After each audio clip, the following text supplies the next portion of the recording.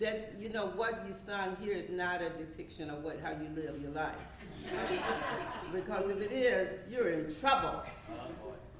So good morning, and as I said in our last service last Sunday, we are doing a segment on love. Today is love of oneself. Now, if you ask me who I love, it doesn't mean that I don't love you all, but I'll say I love myself. You know, because in order to love you all, I must love myself as well. So let me tell you a story. Let me start this off. The gift is you in love. So someone asks, what is the gift you have in love? And you say, my mother, my husband, someone else. Before you say yourself, you're in trouble. The gift should be you. The gift is you. And so I want to tell you a story. This lady, they was talking about, happiness and everything. And so a lady said, man, she got up and she said, I have managed to be happy together for 20 years. I guess is because we both love the same person. And that was her husband. Did you get it? Yeah. Oh, you all didn't get that, did you? Listen now, listen. A woman said, my husband and I managed to be happy together for 20 years. I guess this is because we're both in love with the same person. You get it? Yes. The same person was the husband. That means she didn't love herself, she loved her husband. And that's how she managed to operate, to be in love. So some of us on this earth plane today have managed to do the same thing. We managed to be in relationship with others, not because we love ourselves, but because we love them, whether it's friends or family members or whatever. Because as I counsel people all over, I see people who bend over backwards and do things for their families and leave themselves without. Or they'll do things for their family in spite of themselves because they feel they need to do those things. And it sometimes is contrary to their own happiness. I've seen people in relationships with their mates, and they do the same. They feel that they have to put the mate up there and themselves down here in order to make this happiness and to continue this happiness. But you know, even if you're Christian, whatever you are, in all the books you'll see that it's all they talk about you. Jesus even talked about you as an individual, oneself, how you treat oneself. And as spiritualists, we talk about how do you treat oneself? How do you love oneself? What do you do for oneself? How do you keep in relationship to oneself and have your own happiness? You know, if you look and scan the world today, you scan out, everyone has become so individualized, and so it's about me, you know, all over. And it's not just here in Illinois, it's all over. You can go to our capital. You can go all over to all the other countries. It's all about that one person who runs that country or whatever. It's not about the people in the country. And this has caused many problems. Before the universe gets back to its peace, everything has to be centered that it's not just about me, but it's about all people, all people. And that we on this earth plane have to understand that I am a gift. And in order for me to be a gift, I have to understand you're a gift as well.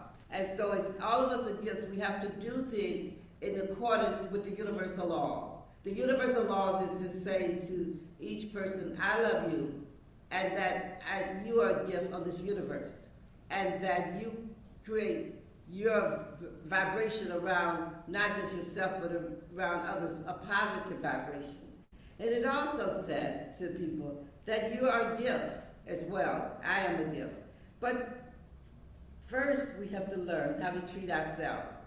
And I want to say treat ourselves dietarily as well, by diets. You know, sometimes I look and I'm saying, Marrice, you're going to talk about that sermon about diets. You better watch it. And so all of us have to look at our diets, because as we think about dietarily how we live our lives and how some of us are on the edge with our diets and on edge with the things in our body, our health, then if we're on edge and we're not doing well, that means we're not treating our bodies well.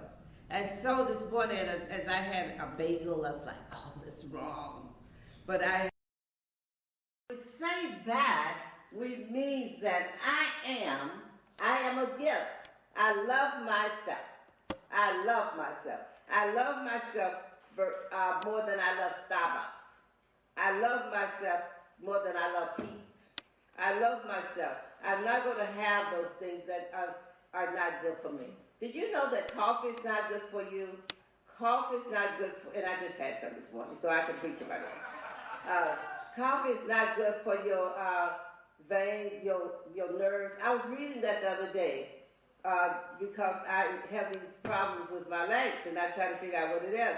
And they said coffee is not good for your nerves in your legs. Not just for diabetes, but anybody, coffee is not good for your nerves. So we have to unveil in our lives those things that are not good for us and live a different life in terms of what those things are not good for us.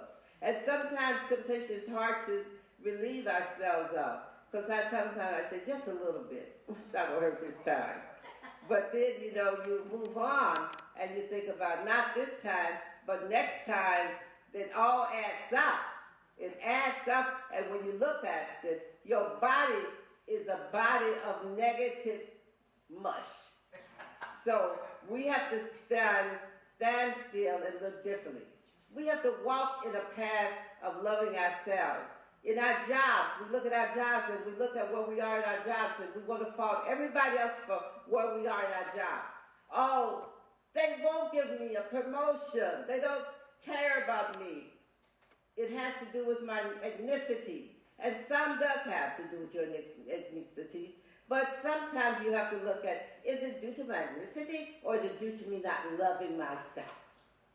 Because if it's not right for me, I should figure out how I walk out if it's due to my ethnicity, if I can't control it. But if it's for me, I need to figure out how I can get it within the vibration I'm in. How can I move around all of this negativity? If it's too negative, what do? You move out. You don't stand there and wait 20 years to get a promotion, and then it's not worth it. The $2 does not add up for all the years you've been there. So what you do is, when something is not good for you, a job is not good for you, you add up that you said, okay, in 2 months, 5 months, or 1 year, I'm out of here. I'm going to do the things that's necessary to get out of here. Not that I'm just going to stay here until they figure out they're wrong. Because sometimes they don't figure it out, because when somebody has to figure out they're wrong. It's an individual thing. It's not your thing. It's an individual thing. So when one has to figure out an individual thing, it takes time sometimes. And do you have the time for someone else to figure out the individual thing? That's also in a relationship too. Sometimes you want to stay in those relationships since someone to figure out, that you're a good person, or they figure out that this is what they need. Sometimes you need to walk on out and say, I'm not what they need. Evidently they can't figure it out, so I'm going to move on. And if they figure it out, then they can call me back. If I'm there, I'm fine. But that's the way you do that. Even on the job, you figure it out. You have to figure out your potential and what you want in life. What you want. Walk into your what? Walk into your world. Walk into your world. Don't keep yourself walking into someone else's world. Every step you make should be into your world, because you're a gift. But let me tell you about your gift, who you are. You're a gift of love. And love sends love out to everyone. It sends love out to everyone. So that means that all the people on this universe, you are concerned about. You're concerned about the people on the street. You're concerned about the homeless. You're concerned about the people without food. Because you are a good person. You understand that God is within you. When I say a good person, that means you understand that God is within you, and that fact that God is not out there, God is not up there, God is not down there, God is not a woman, God is not a man, God is not an animal, but God is an energy that you are concerned about that is inside of you. And so that energy, you have to work on, motivate, and make sure it works in this world today. So it's that energy. What do you do with that energy? You spread it out and you walk with love and peace. And so when you walk with love and peace, you give with love and peace. You hold energy out there with love and peace for all people. It means that you don't keep it for yourself. You are connected to me and I'm connected to you. We are one. We may have bodies different today, but energy is connected to each other. Our energies are connected. And so the bodies may be different. You may not can see our connection. You may not can feel our connection. And sometimes you can't do that because you are not there yet. The centeredness is not there yet. Have you ever walked in a room and you felt uncomfortable? There's something about this. Have you ever walked in a vibration of a person and you felt uncomfortable? And there's something about them. Somebody invited me someplace to the opening of the White Sox on Monday. And I said, no, I'm not going. I don't want to go. And they said, why? And I told them, because for some reason I might feel uncomfortable.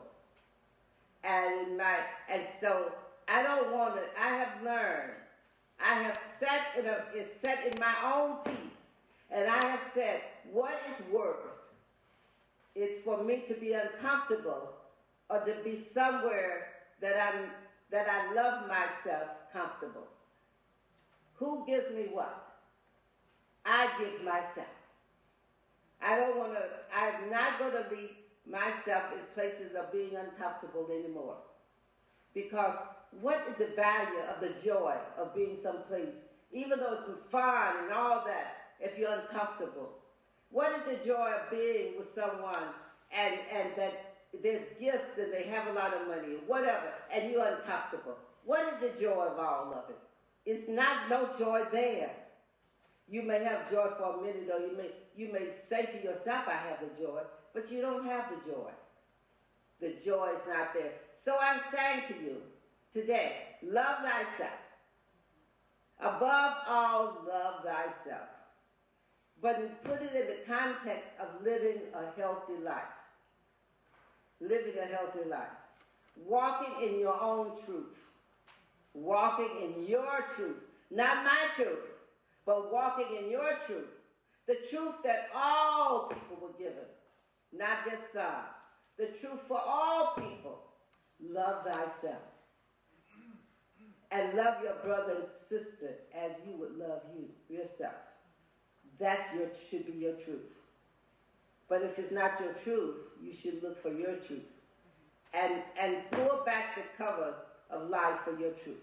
I say to you as I leave you this morning, loving yourself. Opening the door, if you haven't loved yourself, opening the door to love yourself. Creating a world for yourself where it's full of love for you. And loving yourself sometimes may be very difficult in our world today. Because our world is all about each person being about themselves. Everybody's so self-centered. Our world is very self-centered. But you can live it. You have to live in your truth and walk in your truth. And say, I walk in my truth. I live in my truth. I'm guided by my truth. And in my truth, I look for my peace. Bless you. Bless you.